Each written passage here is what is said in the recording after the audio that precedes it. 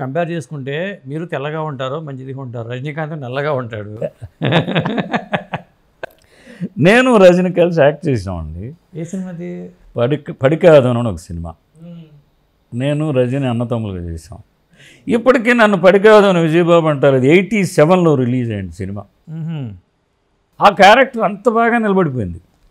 నా క్యారెక్టర్ అంటే రజనీ హీరో, తమ్ముడి మీద అంత బ్యాలెన్సింగ్ ఉంటుంది సినిమా. అది మీరు చెప్పినట్టు అందరూ అన్నారు, వీడు ఎర్రగా బుర్రగా బాగున్నాడు, హాయిగా ఉన్నాడు.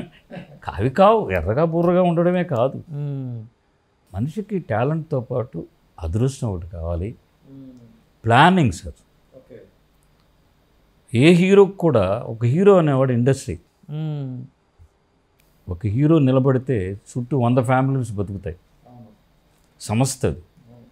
ఇప్పుడు మన చిరంజీవి తెలుగులో ఇంత పెద్ద స్టార్ అయ్యారంటే ఆయనకి టాలెంట్ ఉంది, is very good dancer, performance ఉంది, కష్టపడతారు.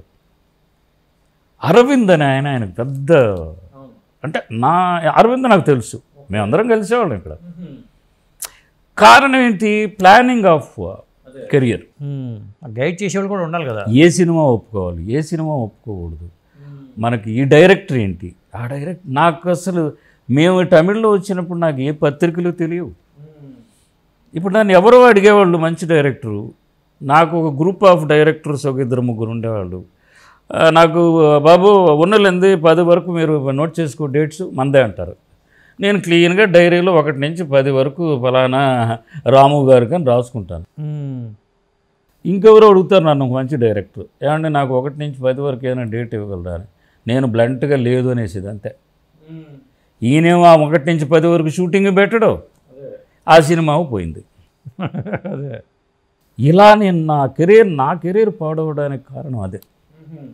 నాకు ఎవరూ తెలియదు, లాంగ్వేజ్ లేదు, నా అన్న వాళ్ళు ఇక్కడ ఎవరు లేరు, నేనే రాజా, నేనే మంత్రి. రెండోది, నేను వేరే వస్తే చేద్దాం అనుకునే టైపు, పాకులాళ్ళ. ఇవన్నీ మైనస్లు నేను ముందు అనలైజ్ చేసుకోవాలి.